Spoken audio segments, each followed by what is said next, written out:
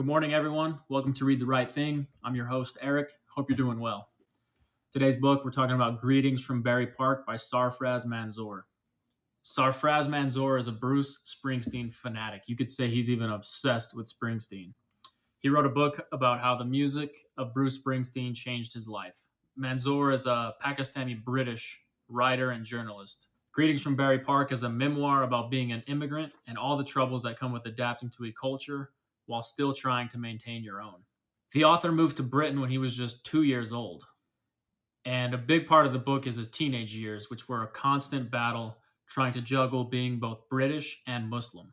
The author was trying to become more British while his family pulled him towards being more Muslim. And I think everyone in those teenage years tries to sort of create your identity, and a lot of people rebel against how your family wants you to act. When the author was 16, his best friend introduced him to the music of Bruce Springsteen, and from then on, everything changed. The book is an accounting of how music transcends religion and race. His personal experience shows just how important music can be, whether it's Bruce Springsteen or any artist or music that really connects to people.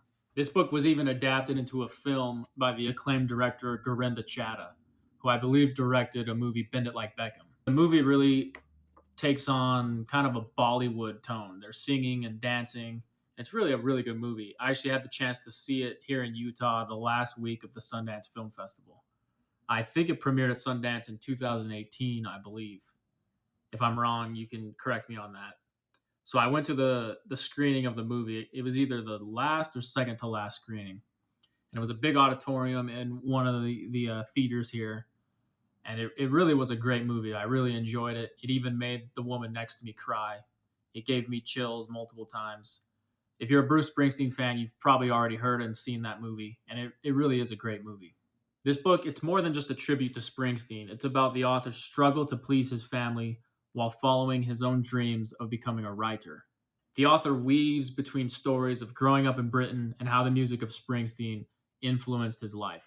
The thing I like about this book is every story starts with a title of a Bruce Springsteen song that relates to something in the author's life. So the first story of the book is called My Father's House, and it starts with a Springsteen lyric. I awoke and I imagined the hard things that pulled us apart will never again, sir, tear us from each other's hearts. My Father's House, Bruce Springsteen.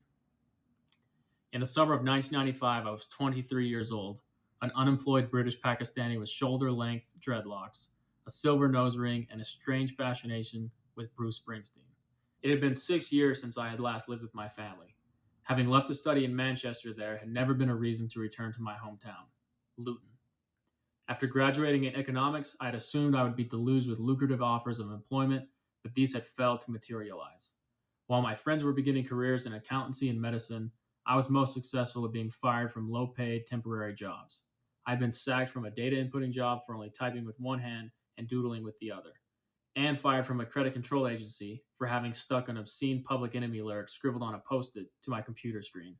The longest job I had was as a directory inquiries operator. Being a slacker had never been a specific career goal, but it was a lifestyle to which I seemed suspiciously suited. The 80s was a very difficult time to be an immigrant in Britain. The author paints quite a disturbing picture of the prejudices that immigrants confronted and confront every single day. Pulls no punches. He describes the prejudices of Britain, or also in describing the tension and differences in his own family, specifically with his father. There was real tension between who Sarfraz Manzoor wanted to be and who his father thought he should be, which I think is very relatable. There were things Sarfraz didn't enjoy about Muslim culture, and I think he's brave to share those things. So what's better, the book or the movie? That's kind of a hard question. The movie, it has the benefit of being able to use Bruce Springsteen's music. And the movie, like I said, it gave me chills when the songs came blasting through the speakers, while the book relies solely on the lyrics. The book goes into more depth and background of the characters. One of the things I disliked about the movie is the best friend, the character who introduces Sarfraz Manzoor to Bruce Springsteen. He was really a minor character in the movie. We didn't know too much about him. But in this book, he's more developed, which I enjoyed.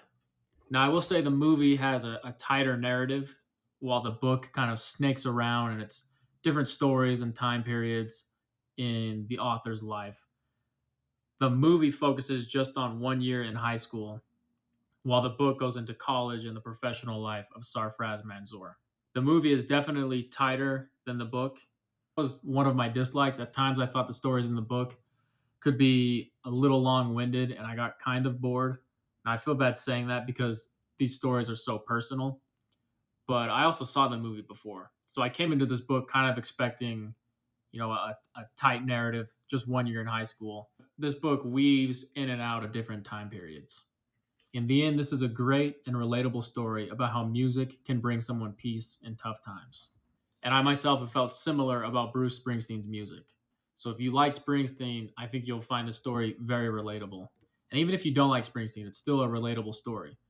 Everyone in their teenage years or in their lives, they have an idea of who they want to be.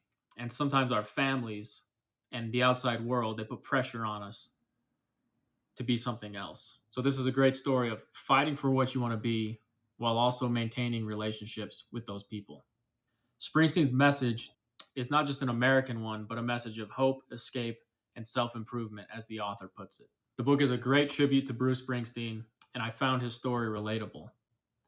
My story is completely different than his, but I found his relationship with his family and hometown pretty similar to mine, which is crazy because here's this Pakistani Muslim kid growing up in England having similar experiences that I would have here in Utah.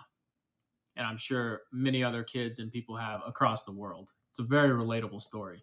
I love anything about Bruce Springsteen. Springsteen's music really spans religion, race, culture, and place. And so does this book.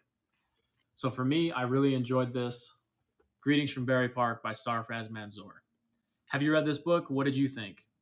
If you found this video helpful, please consider hitting that like button or even hitting a subscribe. I would greatly appreciate it. And thanks for tuning in. Thanks for watching this book review. Hope you're doing well.